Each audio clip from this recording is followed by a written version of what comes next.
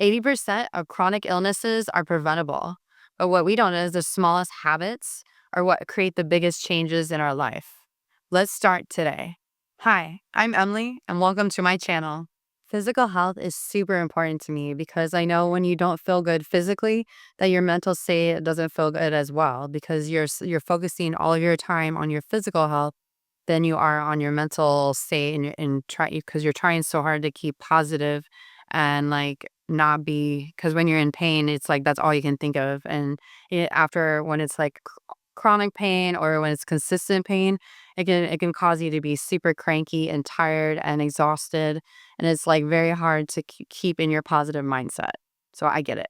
I myself have since I was born have had like multitude of pains and discomforts my whole life, whether it's like, digestive issues that I'm still dealing with since I was born. I had hip dysplasia, and like not too many years ago, I had to get both my hips reconstructed at different times. And that was extremely painful and a long, long recovery. And that was probably, like, the deepest, like, pain I've ever felt, and then I've had, tendonitis in my shoulder, I have neck and back issues even after some surgeries, and then I've had endometriosis, so pylon, the female issues as well, so it's just, like, it's not anything new to me, and it's like I get headaches, and then, like, hormones are out of balance, and then you don't feel good. It's just, like, all these things, so it's like I'm not, you know I wouldn't say I necessarily have chronic pain, but I probably will have pain for the rest of my life, no matter what. And like the steps I take to try to reduce that is what I want to help share with you today because like I know like when I don't feel good, what that does for my mental state. And I know that it's like if I don't take consistent daily action for my health, then like it starts to go downhill quickly, which is a bummer because it's like it's so easy to go backwards than it is to go forward, if that makes sense. Here are some foundational health tips. Nutrition is one. So, like, this is obviously something that's very important. I personally am more carnivore, so I do mostly meat. But I know for me as a female, like, I need carbs and I have to have a certain amount of carbs or it throws my hormones off. And I'm like, every woman is different. So, this is very sometimes difficult to figure out. So, I go off mostly like off of macros, so it's like this, you can like look up macro calculator up and like start to figure out like if you want to go that way, you can put in like, like your weight where you want to be, whether you want to just maintain, you want to lose or you want to gain.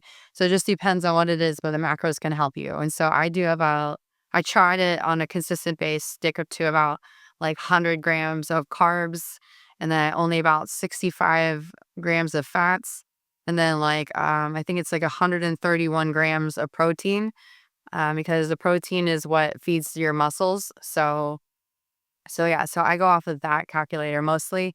But yeah, so I eat mostly carnivore and I eat a lot of like I eat some carrots and I eat sweet potatoes, but I stay away from most veggies. Occasionally I'll eat some fruits, but for the most part I stay pretty like keto slash carnivore. But yeah, it's like I kind of figure out a way for my own balance. So it's like I have a little bit of both, but I'm not completely keto and I'm not 100% carnivore. So it's like I had to finally figure out like what works for me.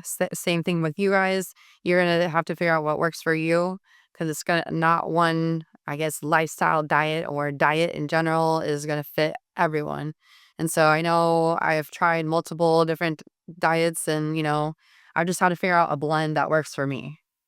Next in there, it would be like hydration. So it's like really making sure you are hydrated throughout the day.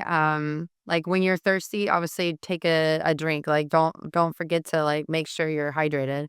But I'm not gonna go like full out and be like, oh, you have to have like a gallon a day. Cause I'm like, I don't know if that's actually um, necessary because sometimes you might not need as much. And it's like if you drink too much water, it can you start flushing out all of your nutrients and minerals, and so sometimes that's not good either. So, like when you're thirsty, drink, but like if you're not, then don't drink. It's like your body is actually for the most part telling you like what you need in that moment. But like hydration is super important, and if for example you like or someone like me and do mostly carnivore, like I have to make sure I keep my electrolytes up. So I tend to be more on the like dehydrated side. So for me, like I drink, a decent amount of water throughout the day. But yeah, without electrolytes to keep like the sodium up and all that. But yeah, like it's just do what works for you. One thing that I think is very important is to reduce the amount of sugar you take in. So like if you're a sugar fiend, try to find other healthier means of sugar. So like monk fruit or stevia. Stevia I don't like really, but personally, but other people do like it. And it's just trying to find the healthier versions for like regular sugar. So it's like try to stay away from processed foods or anything that is like in a box sometimes because you have to really be careful with the ingredients and just like just pay attention to what you're eating and like try to track it because the more you track it the more you'll see like days like you didn't feel good might be like when you had a few candy bars or something or like because when you stay away from the sugar you start feeling better and I get understand like people have some cravings but try to find like a healthier version of like chocolate like a pure dark chocolate like and or because there's some at Costco, you can find like keto bars or keto candies, and they're actually really tasty in my opinion.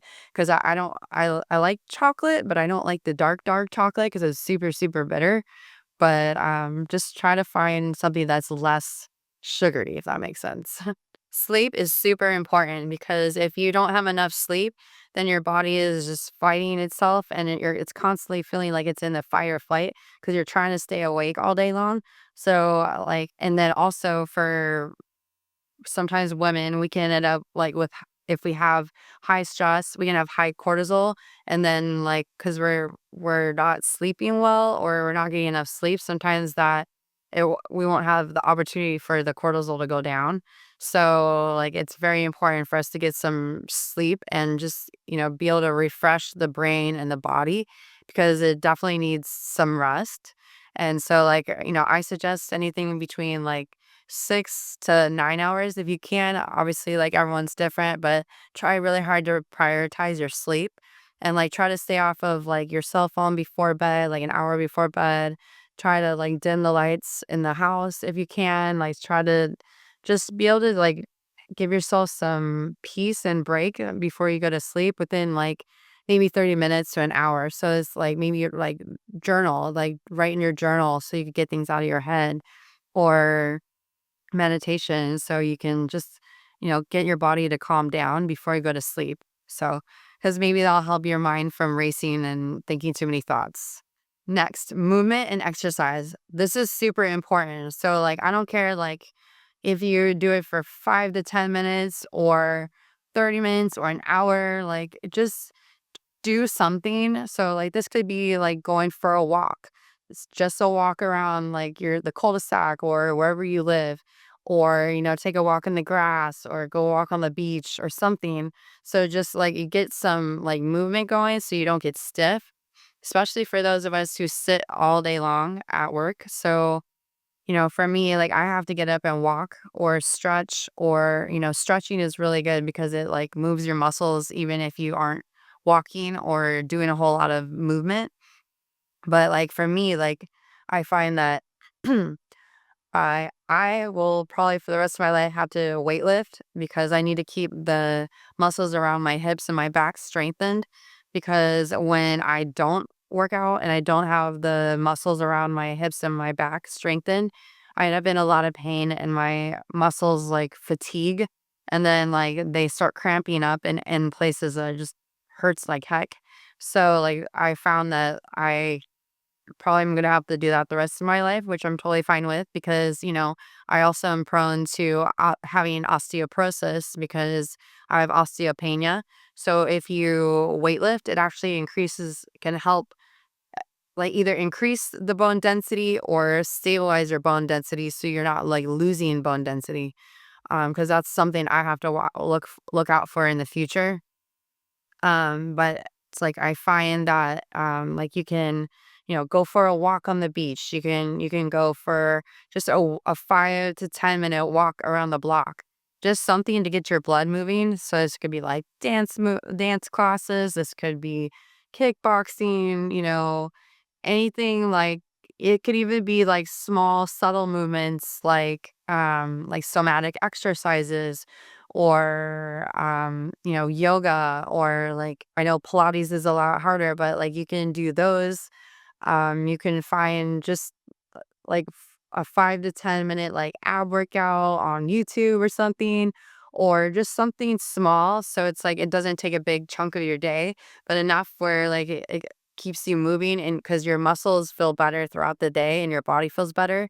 You actually end up having more energy throughout the day. If you, let's say you work out in the morning, before you go to work or something, like it gives you, and it like your muscles work all day long if you do that, especially if you're weightlifting. And so this is something that's like super important to me.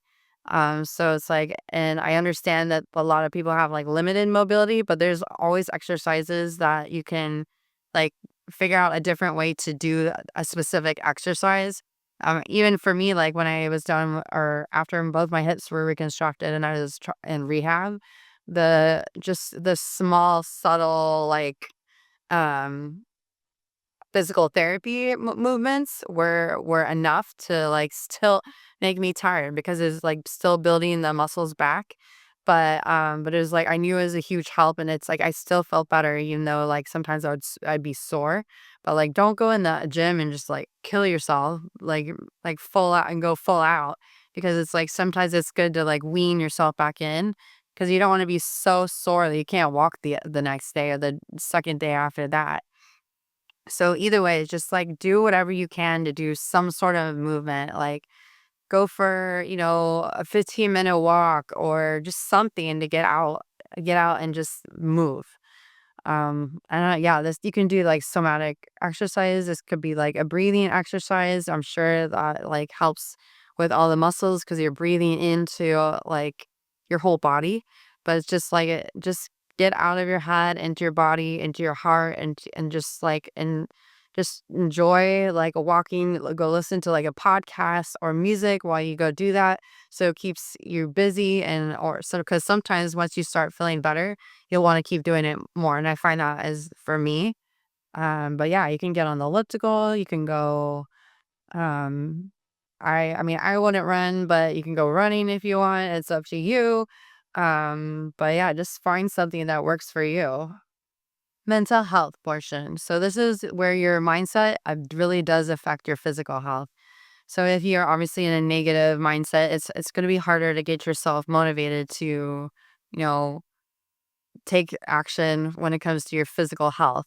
So like the best thing is to create like a commitment to yourself and be like, all right, no, I am gonna work out like 3 times a week or 5 times a week, whatever you commit, and just stick to it. Cause it's like if you are committed, then like your motivation isn't gonna matter. Like you're still gonna get out of bed and like be like, no, I committed to this. This is the goal I want to hit in like 3 months. Like give yourself like, oh, in like 3 to 6 months, I want to lose, I don't know, 10 pounds, whatever it is, and give yourself a date by when. But allow yourself to work towards that reverse backwards and be like, all right, so how many pounds a week do I need to lose? Or how many do I want to lose each week? And then I push it out, the date out. But it's like, what works for you and be realistic with it, like with your schedule and what you can commit to, because it's going to matter with both your, what you can, what you eat throughout the day and the physical activity you do throughout the day. So that will like obviously matter when it comes to like your goals and like what you're able to commit to. But either way, it's like if you have that mindset that like no, I am, this is gonna happen, I am gonna hit that goal, then it's like you are committed, and it's like nothing you won't waver on that. You're just gonna be like, no, I'm just gonna do this, and no matter what I feel that day, like whether I don't feel like getting out of bed, to go work out in the morning. There's multiple times when I feel like that. I still get up out of bed and like make myself go to the gym because every single time, even if it's only 20 minutes for me, let's say on the elliptical, I feel so much better even after just 20 minutes. And it's like, once you start, you actually just want to keep going, or at least that is the case for me. But I find that it's like as long as you commit and you keep moving, then you will be successful. But yeah, but remember that like your mindset is super important. Ways to stay positive would be like creating affirmations for yourself, like 10 affirmations. You say them to yourself every day. Or maybe you get up and look at yourself in the mirror and high five yourself and be like, no, let's do this.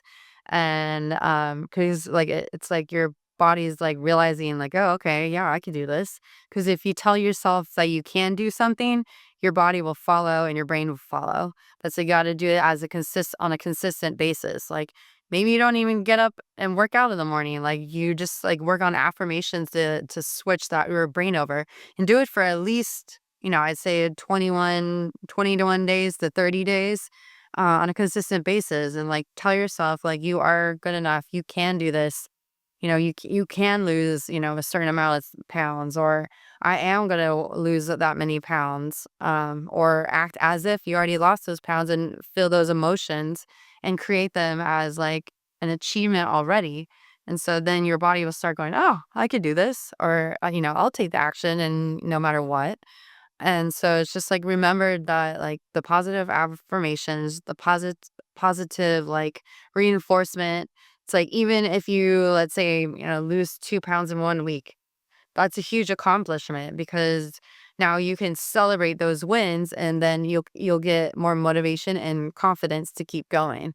But it's like just you got to keep working at it and never quit, and just keep researching and then finding ways that work for you, or health wise, like what works better for you.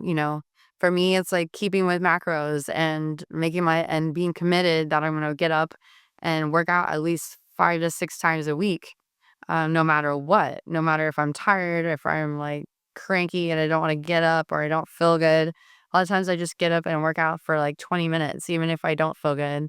And so it's just something to get my body moving so I'm not stiff or, feeling run down too much. But yeah, so it's like just like the more actions you take, even small ones will like you'll see big results later on for sure. Another one that's really important is like creating community or support around you. So like if you find a community or a group that you can like jump in, whether it's like maybe like a dance like community if you like dancing, or like I don't know, if you have a Peloton and you do the Peloton like community, that it seems like they're really empowering and motivating. It's like find a community that like you can join and you can work with somebody, or just be able to talk in a group or have conversations and maybe tell them what you're struggling with, and so people can maybe give you tips, or find an accountability partner where you guys can keep each other accountable for during exercise, or like go do something together as as two of you or a group of people, so that you all are, hitting hitting the goals that you want to hit together. And so it's like, then it creates like a bonding experience because then you're all doing it together. And so it's like, I really think like some sort of support or a coach or somebody that can help you, work through things, or like be like, why is my mindset so, in the dumps, or like, why is it negative? How can I create it to a positive? And, because somebody can always see something from the outside, but for us, sometimes when we're in the thick of it, we can get stuck because we can't see, what's on the outside.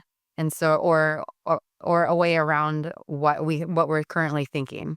For me, I've been through a lot of surgeries, but I know that even through those rough surgeries, like the hips being reconstructed or the endometriosis getting, pulled, lasered out of me, all of those were super painful. But like every time I did, at first, sometimes I didn't feel like I was ever going to get better. But like the more, steps I took towards like working on my physical health, like both like, the body and the mind and, anything like that, to just be in the positive, atmosphere. I knew that like I was going to start feeling better eventually, or I was just going to have to work on it over and over again. Like I wasn't going to give up, but I had lots of moments where I did want to give up, but I knew, I knew that the more I worked on it, the better I would feel.